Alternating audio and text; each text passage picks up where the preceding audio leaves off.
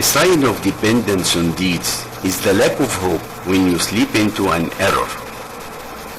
Your desire to dispossess when the Lord has set you up with means is a concealed lust, and your desire to possess the means when the Lord has set you up in dispossession is a decline away from high resolve. Antecedent resolves do not pierce the walls of destiny. Rest yourself from planning. Whatever someone else has undertaken for you, don't attempt to do for yourself. You strive to acquire what he guaranteed for you, and your delinquency in performing what he demanded of you are signs of your lack of insight. Let not the delay of answering your prayers, despite your persistence in asking because of despair. He has guaranteed answering your prayers with what he decides for you, not with what you choose for yourself, and in the time he pleases, not the time you want.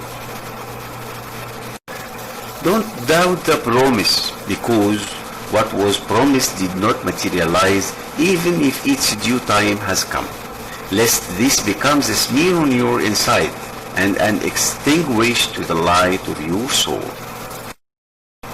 If he opens for you a path of knowing him, do not be bothered if your deeds decrease, for he opened it wanting you to know him. Did you not realize that allowing your knowing him is his gift to you, while your deeds are only what you offer him? How does what you offer him compare to what he bestows upon you? Deeds vary in type because of the variability of conditions and states. Deeds are upright images, and their souls are the secret of sincerity inherent in them.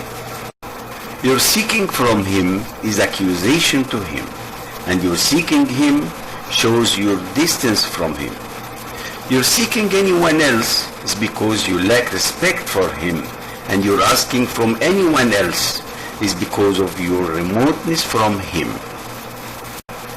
There is not a breath you take without him having a fate destined for you. Don't await the conclusion of othernesses, for this detaches you from continuously observing him in whatever he has set you. Don't feel the occurrence of mishaps unusual as long as you are in this world, for this world only brings about what befits its traits and what its descriptions merit. What you seek by the Lord will never be interrupted, and what you seek by yourself will not be facilitated. About the signs of ultimate success, a return to Allah in the beginnings. Whoever have a shining beginning will have a shining end. Whatever was deposited in the hidden unseen appears in the testimony of the visible manifestations. There is a big difference between he who finds by him and he who finds him. Who finds by him knows the true essences of things and verifies matters by the origin of their existence. To find him is from being unable to reach him. When was he ever absent so he would be found? And when was he ever distant so that signs are needed to lead to him? Let the affluent man expend out of his affluence those who have reached him, and let he whose provision has been straightened for him those traveling to him. Those traveling towards him are guided by the guiding lights. These who reach him have the encounter lights. The first belong to the lights, and the lights belong to these, because they belong to him and to nothing else. Say, God, then leave them to play in their discourse. The quest to seek your inner flows is better than your quest to know the unknowns concealed from you. Al-Haq is not veiled, it is you who are veiled from perceiving him. For if anything can veil him, then it could conceal him. and if he was possible to conceal, then his presence would have been limited, and anything that limits something would subdue it, whereas and he is the vanquisher over his servants. Remove from your human traits every trait that contradicts your status of slavery, so that you become able to answer the Lord's call and come close to his presence. The origin of every sin, oversight and desire is pleasure with one's self, and the origin of every obedience, insight and chastity is discontent with it. To accompany a self-discontent illiterate benefits you more than accompanying a self-pleased scholar. What knowledge does a scholar pleased with himself have? And how is he ignorant, the illiterate discontent with himself? A glimmer of insight shows you his proximity to you, and the eye of insight shows you your nothingness because of his existence, and the true insight shows you his existence and not your nothingness nor your existence. God was, and nothing was with him. He is now as he was. Don't let the intention of your resolve pass him to any other, for aspirations should not pass the most generous. Don't request another to relieve a need he sets you up in, for how can anyone else remove what he sets? How can he who cannot relieve a hardship for himself relieve it for others? If his beautiful traits do not give you good thoughts and expectations of him, improve and better your thoughts and expectations of him because of the way he treats you. Did he treat you with anything other than good? And did he give you other than bestowals? How strange is he who tries to avoid the inescapable and seeks what will not last with him. Indeed, it is not the eyes that turn blind, but it is the hearts that turn blind within the chests. Don't travel from one state to another state, else you will be like the mule donkey who keeps on walking, and the place he ends up in is the one he leaves. But live from all states towards the Creator of states, and that the ultimate end is towards your Lord.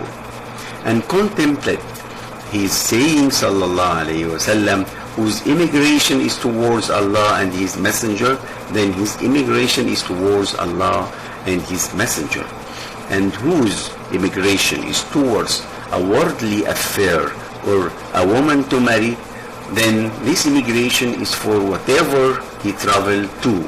So understand his words, sallallahu alayhi wasallam, and reflect upon this matter if you understand. Don't accompany whose state does not elevate you and whose talk does not direct you to God. Maybe you were transgressing, so you were shown that you are good by your keeping the company of who is in a worse state than you.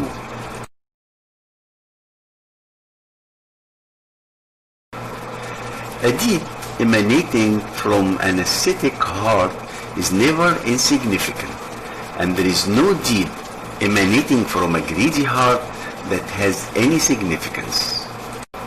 Good deeds result from good states, and good states originate from perceiving the divine statuses.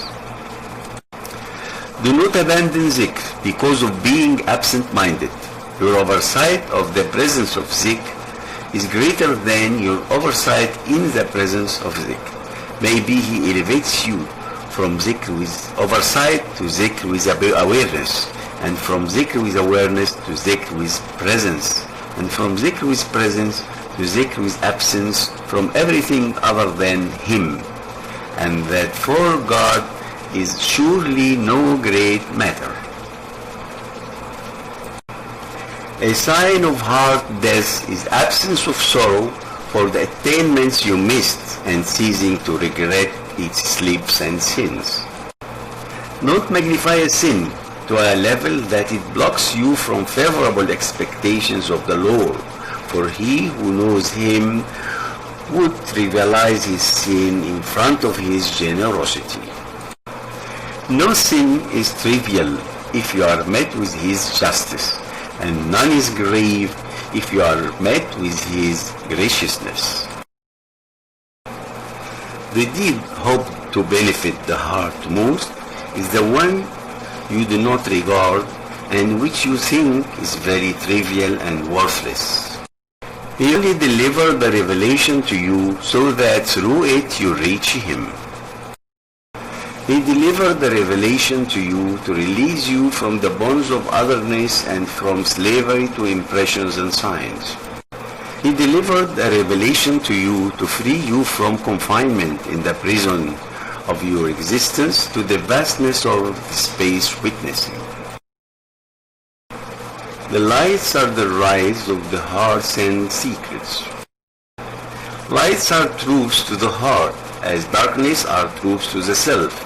So if the Lord wishes to deliver his slave, he reinforces him with troops of light and prevents reinforcing troops of darkness and of otherness. Light unveils and insight judges. The heart then approaches or retreats and withdraws.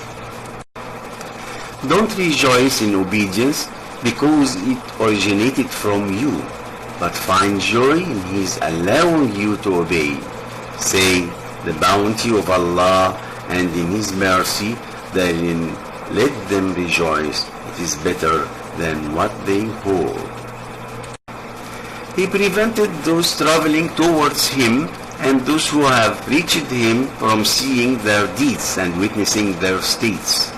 Those still traveling because they have not a certain genuineness with Allah in their deeds and states, and those who have reached him because witnessing him blocks their perception of everything else.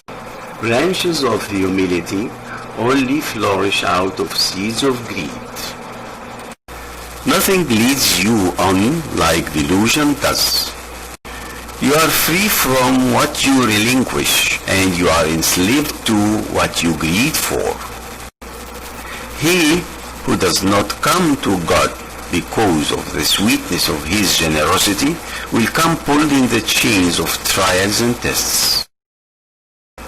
He who does not thank for blessings risks their disappearance, and he who thanks for them, he tied them down with their knots. Always fear of his continuous generosity towards you, despite your continued wrongdoings, lest this is just luring you to commit more. We will draw them on by degrees whence they do not know. A sign of ignorance on part of the murid. He disobeys, and if punishment is not immediate, so he says, if this was disobedience, then he would have cut his supplies and links and distanced me. Supplies and links can be cut where he does not feel them, even if just by the absence of increase, and you can be distanced without knowing it, even if only by him allowing you having all your desires. When you see a worshipper whom the Lord has set up with the presence and persistence of litanies, with continuous supplies, never look down on what his Lord has given him. If his appearance does not show the appearances of the Gnostics or the delight of the lordly lovers. If there was no revelation, there would not have been a litany.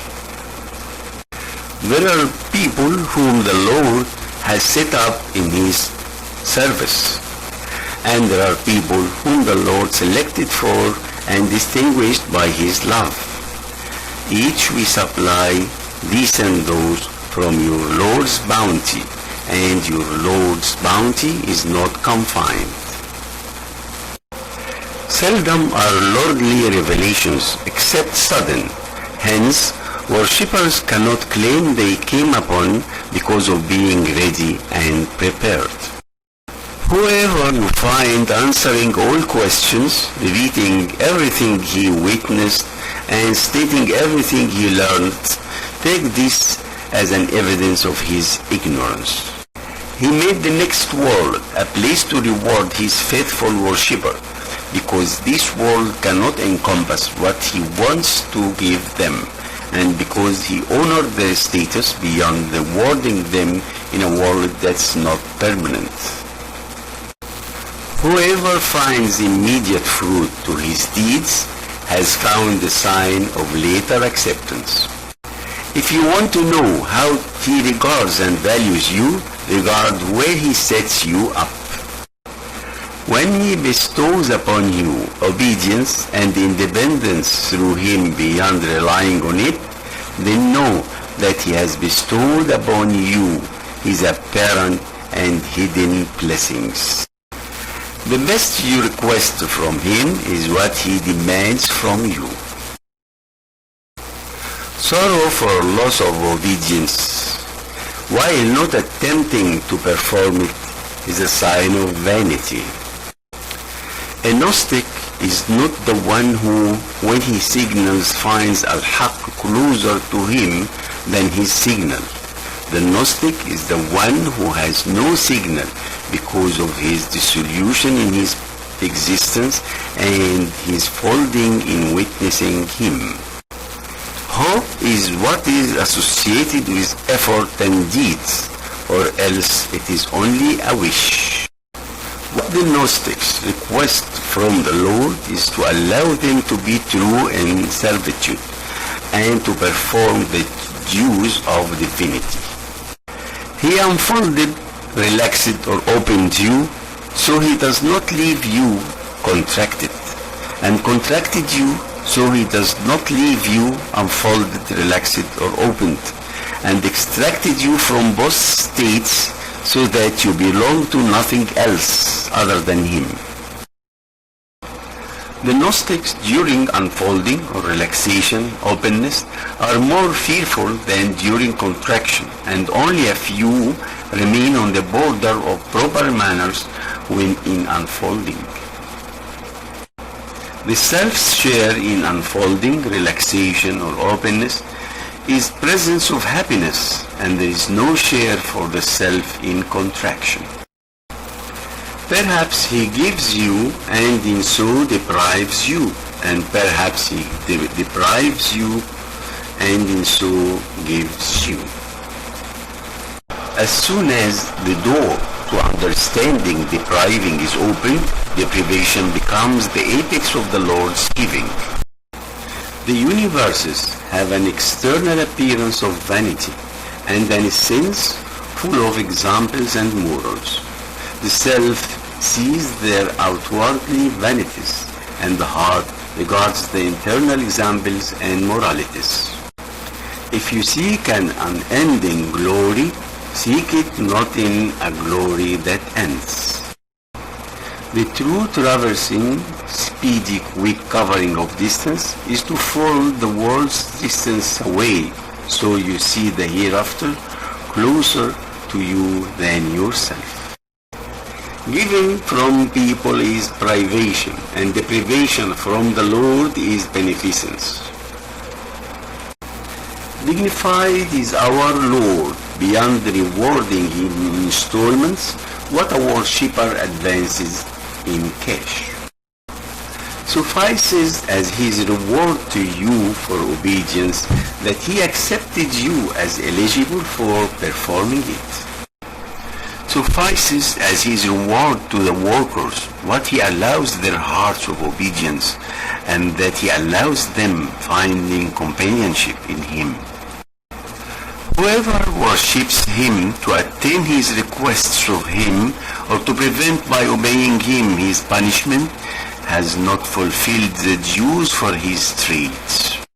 When he gives you, he shows you his charity, and when he deprives you, he demonstrates his overwhelm. In both he acquaints you to him and demonstrates his gentleness towards you.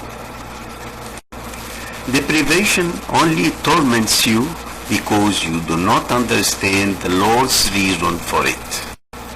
Perhaps he opens to you the door of obedience and does not open the door of acceptance, and perhaps he destines you to sin, which becomes a cause for you arriving at or reaching him. A sin that begots servility, humility, and want is better than an obedience that begot glory and arrogance. Two blessings are part of everything existing, the blessing of initiation and the blessing of supply. He blessed you initially with initiation and then with the continuation of supply.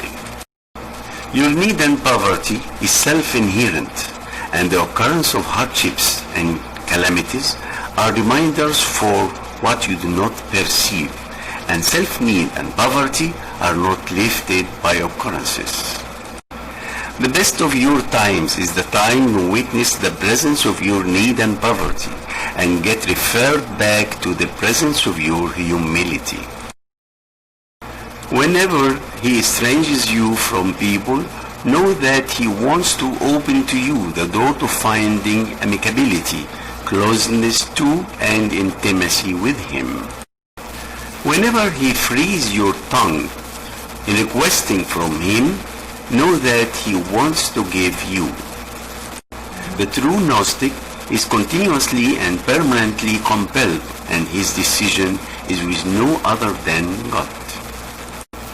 He illuminated the appearances by the lights of his signs, and illuminated the souls by the lights of his traits. That's why the light of appearances set, and the lights of hearts and souls shined on. That's why it is said that the day sun sets at night, and the heart sun never sets. Lessen your feeling of the pain of inflictions and hardships by knowing that it is He, Subhanahu, who inflicted you. The one who set your fates and destiny is the one who accustomed you to every good choice. Whoever thinks his gentleness is not linked to his destiny is short in sight. It is not feared that you might get confused and lost on the way to him, but it is feared that desire takes hold of you. Subhanahu, who concealed the secret of singularity of his awliya by demonstrating the appearance of humanity in them, and shows his lordly might in displaying their slavery and servitude. Don't demand of your Lord to hasten your delayed request, but demand from yourself for the delay in your politeness. Whenever he allowed you apparent and manifest compliance to his orders, and granted you internal self-submission to his overwhelm, then he has greatly bestowed upon you. Not everyone who has been specialized has been completely purified. Only an ignorant despises the litany. The revelation is in the next world, and the litany falls with the folding of this world. The litany is his demand from you, and the revelation you request of him. How does what he demands of you compare to what you request of him? Supplies flow according to preparedness, and lights shine according to clarity of souls and spirits. The heedless contemplates what he will do when he wakes up. The wise contemplates what the Lord will do with him.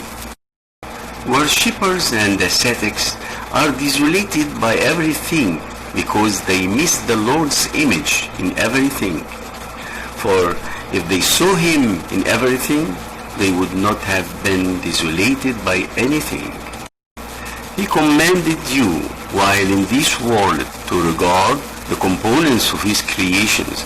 In the next world, He will reveal the completeness of His self. He knew that you cannot tolerate not being able to see Him, so He showed you what emerged and originated from Him. Al-Haq knew the boredom in you, so He varied obedience for you. He knew your greed, so He prohibited them in some times, so that your concern be focused on observing and establishing prayers, not on the presence of prayers, for not everyone who prays performs. Prayer purifies the hearts from the pollution and filth of sins, and calls for unlocking the doors to the hidden and unknown. Prayer is the place for confiding and is the essence of spirituality, during which the fields of secrets expand and the glimmers of lights dawn. He knew your weakness, so He decreased their numbers, and He knew your need for His grace, so He increased their rewards. If you ask for recompense for a deed done, your truthfulness in it is demanded. The mere presence of safety suffices the suspicious and doubtful. Don't ask for reward for a deed that was not done by you. Suffices you of reward that He accepts it. If He wants to show His graces upon you, He creates and relates to you. There will be no end to your defamation if He refers you to yourself, and there will be no end of your praise if He displays His munificent bounties upon you. Regard the traits of His divinity and realize the traits of your slavery. He forbids you claiming what you are not entitled to of what belongs to His creation. Would He then allow you to claim His traits, and He is the Lord of both worlds? How would customs and orders of nature be pierced for you when you have not pierced your own customs? The act of requesting is not the issue. More important is that you are granted proper behavior and manners. Nothing pleads for your requests like your desperation, and nothing speeds bestowers upon you as your humility and destitution. If your reaching Him is conditional on the ending of your wrongdoings and the wiping of your allegations, you would never arrive. If He wants to guide you to Him, He will cover your descriptions by His descriptions. You reach Him through what He gives you, not through what you submit to Him. If it were not for His beautiful concealment, no deed would have been worthy of acceptance. You are more in need of His clemency if you obey Him than if you disobey Him. Concealment is two types: concealment from sin and concealment in sin. The common: ask God for concealment in sin, so as not to be degraded among people. The select: ask God for concealment from sin, so as not to be degraded before Him, the King Al-Haq. Whoever honors and dignifies you dignifies His beautiful concealment of your flaws. So thanks are due to Him who concealed your flaws, not to who dignifies and thanked you. A true companion is the one who accompanies you knowing your faults and shortcomings, and this is none but your generous Lord. Your best choice for company is He who accompanies you expecting nothing in return from you. If the lights of certainty were to shine on you, you would see the hereafter closer to you than to travel to it, and you would see the beauties of this world withering and decaying. You are not veiled from the Lord by the presence of an existent beside Him, but what veils you from Him is your illusion of the presence of an existent besides Him. Had he not appeared in creations, they would have not become visible. Had his traits been visible, creations would have been insignificant and invisible. He revealed everything because he is the hidden, and he folded the existence of everything because he is the manifest. He allowed you to observe what is in the creations and did not permit you to contemplate the essence of creation. Say, behold what is in the heavens and in the earth. Unlocked the door to comprehension for you, and he did not say, behold the heavens and the earth, so as not to indicate the mere existence and the presence of things. The universes are present and proven only by his evidence and proof, and vanish into nothingness by witnessing the singleness of his self. People praise you for what they think you are, so you criticize yourself for what you know of it. If a believer is praised, he would be ashamed and embarrassed that the Lord sees him praised for what is not in him and is not deserved. He is most ignorant who abandons what he certainly knows of himself for what people suspect he is. If he permits praise for you that's not duly deserved, you praise him with that he merits. The ascetics, when praised, will restrict or fold or tighten because they witness praise from the people, while the Gnostics, if praised, will relax, extend, because they witness praise from the Lord, the truth. When if giving relaxes, extends and pleases you, and if denying restricts or folds or tightens and grieves you, take this as evidence of pretense and of untruthfulness in your slavery and servitude. If you commit a sin, don't let it cause you despair of achieving righteousness and integrity with the Lord, for this might be the last sin destined for you. If you want him to unlock the door of hope for you, witness what he gives you. And if you want him to unlock the door of fear, regard what you submit to him.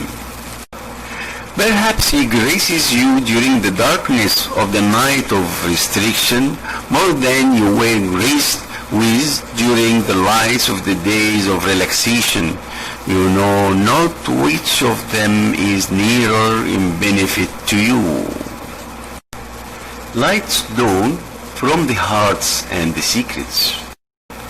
The light that is enclosed in the hearts is supplied by the lights radiating from the coffers of the unseen. Through one light he displays his signs and creations to you, and through one light he displays his traits to you.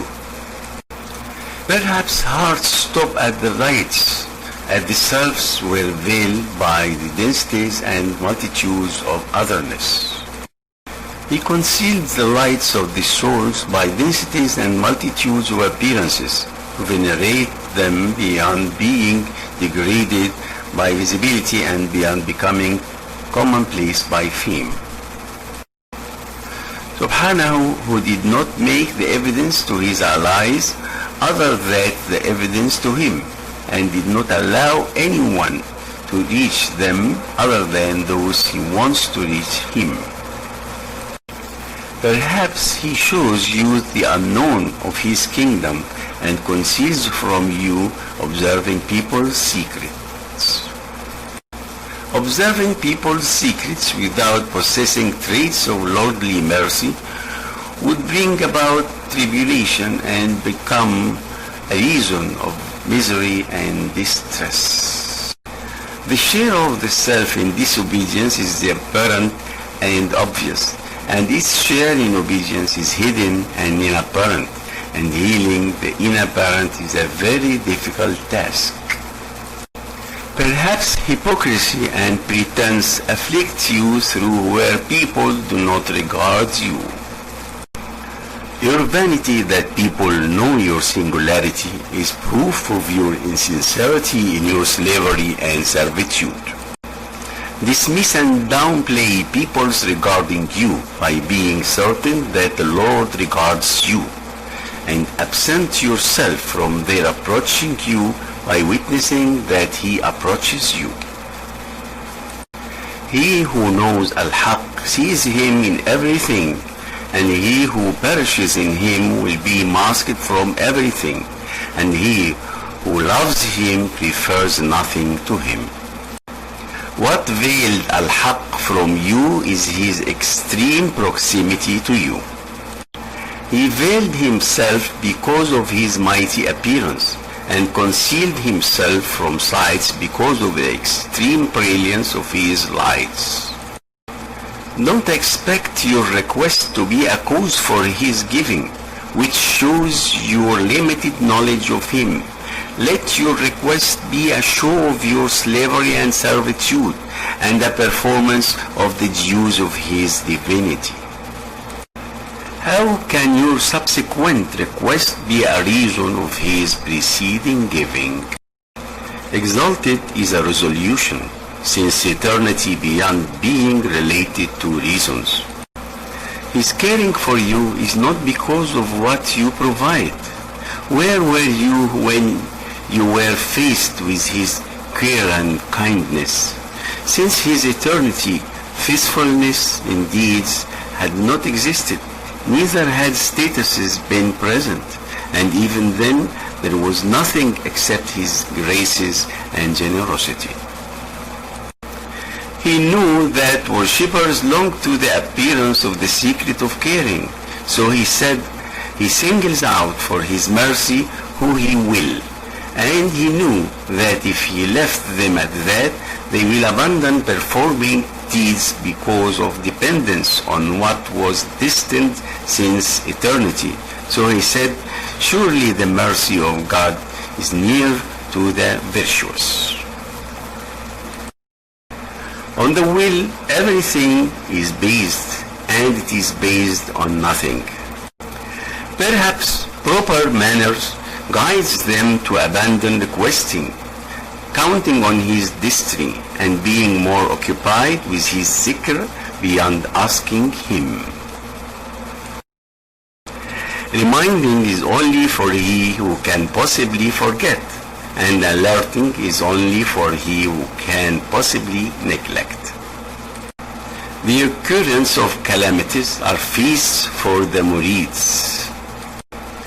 Perhaps you derive out of increasing calamities what you do not out of fasting and prayers. Hardships and privation are the carpets of His endowments. So, if you want endowments to flow your way, be true in your poverty and need. The voluntary alms-givings are only for the poor. Realize your descriptions and He will supply you from His straits. Realize your humility and He will supply you from His might. Realize your incapacity and He will supply you from His ability. Realize your weakness and He will supply you from His power and utmost strength. Perhaps a person is blessed with wonders and miracles before he is complete in righteousness and integrity. Of the signs that it is Al-Haq who set you up in something is that He allows your persistence in it, while its results happen and occur. Whoever talks and expresses out of the carpet of his own beneficence is silenced with the occurrence of any wrongdoing, whereas whoever talks and expresses out of the carpet of the Lord's beneficence towards Him will not be silenced by his transgression. The lights of the wise precede their words. Wherever the light reaches and enlightens, words will reach. Every toe comes out closed in the fabric of the heart it came out from. Whoever has been granted permission to express will have his phrases explained to people's hearing, and to them his expressions will be clarified. Perhaps truths will appear with their lights dimmed if you are not permitted to demonstrate them. Their words are either from an overflowing passion or aiming at guiding a murid. The first is the state of the saliks, and the second is the state of the versed and the accomplished. Expressions are sustenance to the listeners, and you will not have except what you can eat. Perhaps status is described by who almost got there, and perhaps by who reached it. This will be obscure except to an insightful who has vision. The salik should not reveal his revelations, for this lessens their effect in his heart and prevent the presence of truthfulness with his Lord. Don't hold out your hand to ask from people unless you see that the giver is your majesty. If you do, then take what is in line with knowledge. Sometimes the Gnostic is ashamed to raise his need to the Lord, and is sufficed by his will. So how could he not be more ashamed to raise it to one of his creatures? If you question two issues, see which is heavier on the heart, for the truth is always heavier. Of the signs of being led by passion and whim is speediness to performing the extra welfares of charities while lazing in performing the obligatory duties. He set specified times for obedience lest procrastination prevent you performing them, and he widened their set times so you still have a choice. He knew that people will mostly not come voluntarily to him, so he mandated obedience and thus led them to him in the chains of obligation. The Lord wonders about people living into heaven through chains. He obliged you to serve him, and thus only obliged you to enter his heaven. Who finds it strange that the Lord saves him from lusts and extracts him from inattention has doubted the majestic power and might, and God is omnipotent over all things. Perhaps darknesses will come by you, so that he acquaints you with the extent he has graced you. Whoever does not feel the value of his blessings while they are present will feel their value when they are gone. Don't let the coming of blessings daze you from performing your due thanks, for this abases your status. The pleasure of desire taking over the heart is the incurable ailment. Lust is not expelled from the heart except through annoying fear or distressing yearning. As he does not like shared work, he dislikes shared heart. Shared work he does not accept, and a shared heart he does not approach. Some lights were permitted arrival, and some lights were permitted entrance. Perhaps the lights fell upon you and found your heart filled with images of the signs, so they went back where they came from. Empty your heart of otherness. He fills it with knowledge and secrets. Don't sense slowness in his giving, but sense your own delay in your moving nearer to and approaching him.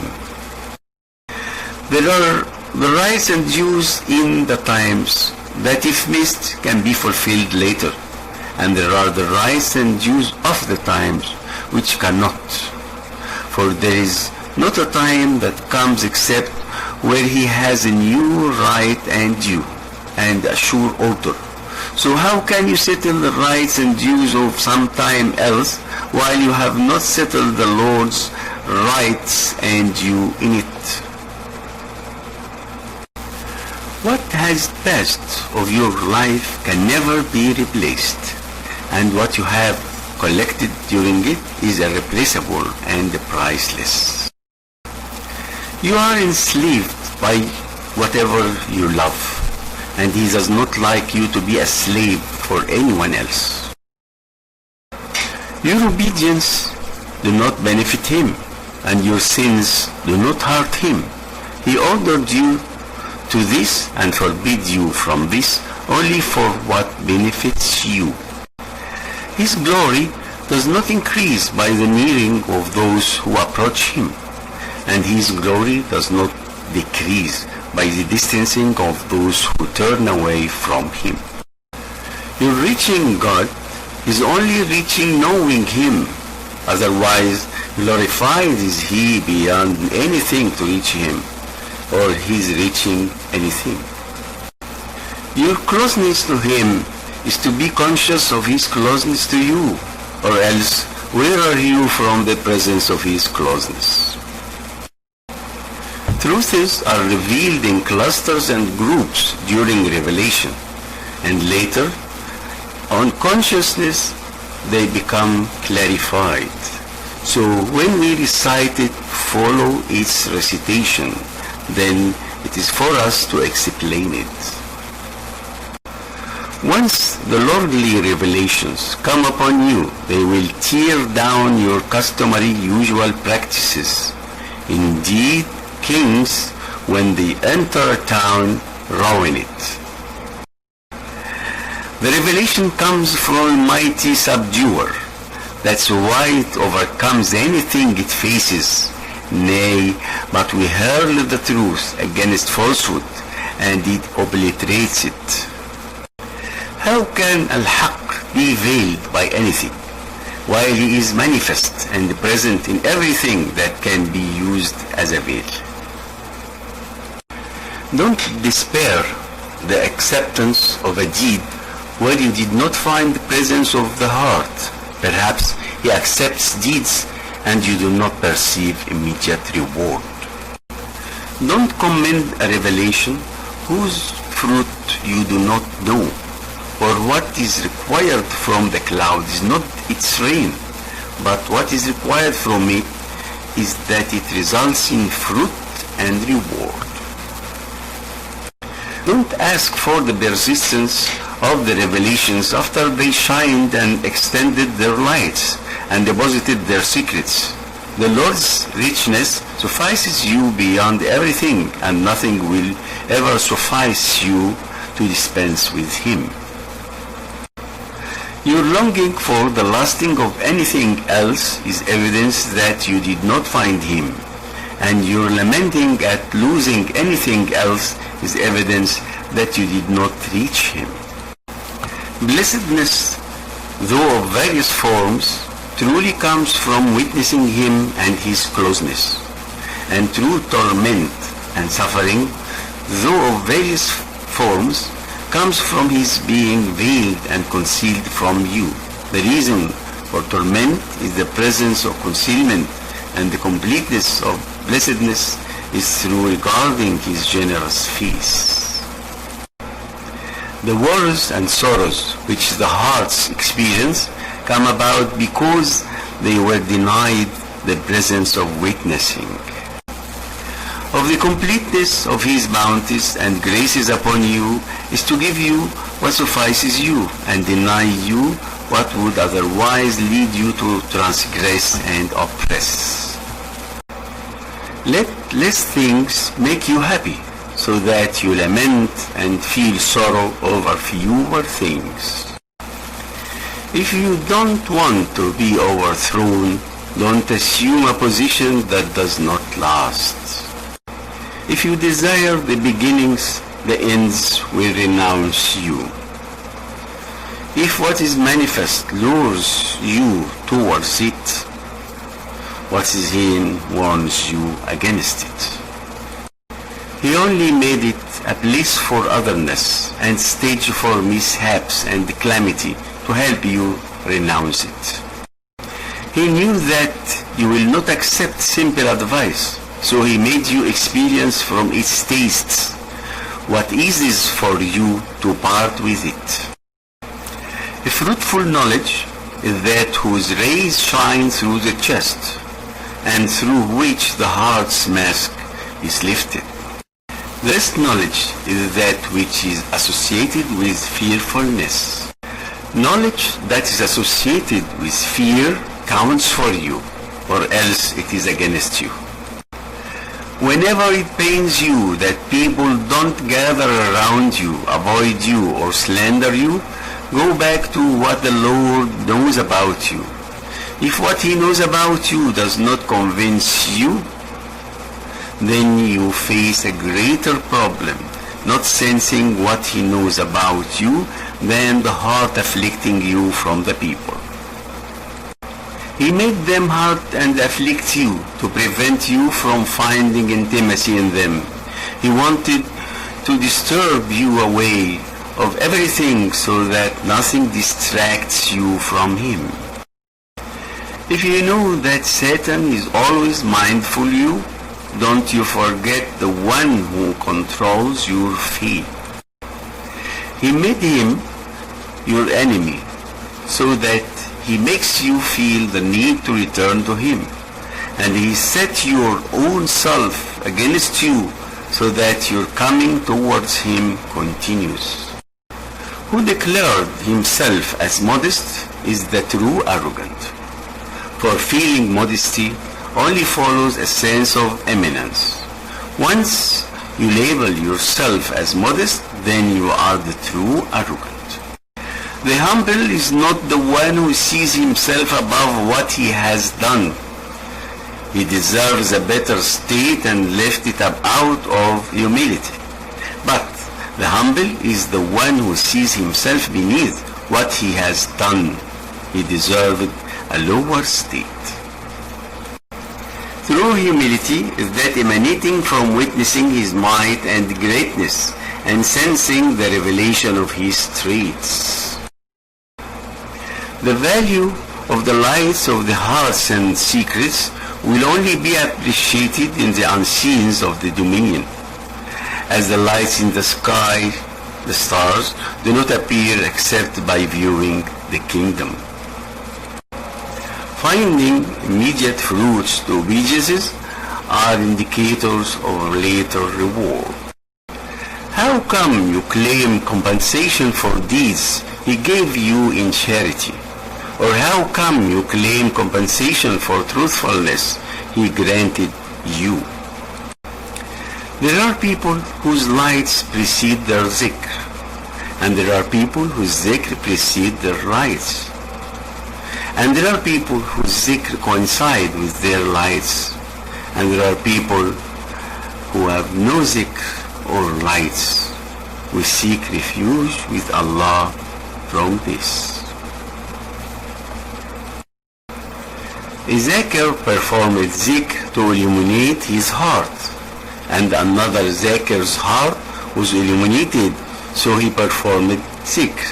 However, the one whose zikr and lights are balanced is the one whose zikr is to be followed and whose light is to be taken as a guide. An apparent zikr would only come from an inner witness and contemplation. He made you witness before he held you witness. So the appearances stated his divinity, and the hearts and insides verified his unity. He graces you with three graces. He made you mention him, and if it were not for his grace, you would not have been worthy of mentioning him. And he made you mentioned with him when he displayed your relation to him. And he made you mentioned in his presence, whereby he completed his bounties on you. There is a life that's long in time and short in supplies. and there is a life that's short in time and long in supplies.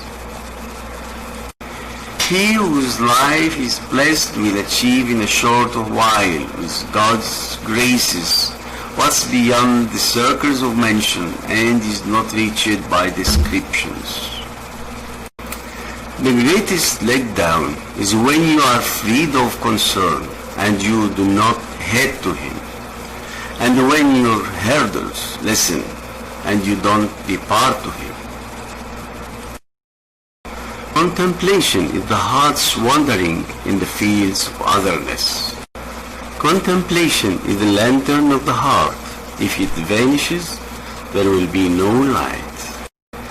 Contemplation is of two kinds, one of belief and faith, and the other of witnessing and regarding.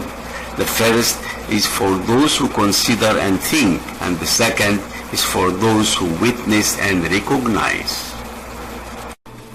Bury your existence in the land of obscurity, for what grows out of what was not buried does not bloom in full. Nothing benefits the heart more than a solitude through which it enters a field of contemplation. How does a heart shine while the images of the worlds are imprinted in its mirror? Or how does it depart to God while it is chained down by the lusts? Or how does it long to enter the presence or hadra of the Lord while it is still stained by the impurities of its oblivion? Or how does it aspire to comprehend the intricacies of the secrets while it has not repented its lapses? The whole universe is a darkness, only illuminated by the appearance of Al-Haq. So whoever saw the universe and did not perceive Him in it, at it, before it, or after it, lacks perception of lights, and for him sons of knowledge were blocked by clouds of the impressions and signs. Of the evidences of the presence of His overwhelm, subhanahu, is that He veiled you from perceiving Him by what is not present alongside Him. Full of ignorance is he who wants to bring about in a time other than what God has revealed in it. Your delaying performing deeds till availability of a spare time shows self-ineptitude. Don't ask Him to withdraw you from a state to engage you elsewhere. If He wanted you, He would have engaged you without withdrawing you. Whenever the determination of a salik wants to stop at what it perceived from what has been revealed, the cause of truth will call on him, what you seek is still ahead of you. And whenever the manifest appearances of creations show their outwardly forms, the realities will call on him, we are but a temptation, do not disbelieve. How is it imaginable that anything can veil Him while He has revealed everything? How is it imaginable that anything can veil Him while He has appeared with everything? How is it imaginable that anything can veil Him while He has appeared in everything? How is it imaginable that anything can veil Him while He has appeared for everything? How is it imaginable that anything can veil Him while He was the manifest before the existence of everything? How is it imaginable that anything can veil Him while He is more apparent than everything? How is it imaginable that anything can veil Him while He is the one and nothing is with Him? How is it imaginable that anything can veil Him while He is closer to you than everything? How is it imaginable that anything can veil Him, while if it were not for Him, nothing would have existed? Oh wonder, how does existence appear in nothingness? Or how does the recent and novice compare to who is the eternal? You do not part with your description except by witnessing His description. The believer is more occupied by praising the Lord than by thanking himself. for his deeds, and the Lord's rights and dues occupy him beyond remembering his own fortunes. The lover is not the one who expects from his loved one reward or asks him to grant a request. Indeed, the lover is the one who gives you and not the one you give to. If it were not for the fields and pastures of the selves, those traveling towards him would have not traveled, for there is no distance separating you from him to be covered in a trip, and no rift between you and him to be erased by your reaching. He placed you in the world between his kingdom and his dominion, to let you know your honored status among his creatures, and that you are a pearl contained within the shells of his creations. The universe encompassed or enclosed your physical aspect, but does not encompass or enclose your proven spirituality. A being within the universe, for whom the doors to the unseen have not been opened, is imprisoned within his boundaries and contained within his own frame. You are part of the universes if you do not witness the Maker. If you witness him, the universes are with you. Proof of singularity does not require contradicting the traits of being a human. Singularity is similar to the morning sun rising in horizon, though it is not part of it.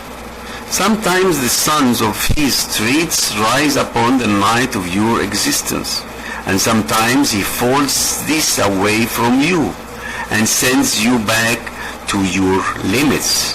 Daylight is not because of you, but comes upon you. Through the presence of his signs, he demonstrated the presence of his names, and through the presence of his names, the affirmation of his traits, and through the affirmation of his traits, the presence of his self, for a trait cannot stand alone. To the attracted, he uncovers the completeness of his self. Then he returns them to witnessing his traits, then to clinging to his names, then to witnessing his signs. The salics are to the opposite, for the final step for the salics is the beginning of the attracted, and the beginning of the attracted is the final step for the salics, but not with the same intention. Maybe they meet along the path, one during his ascent and the other during his descent.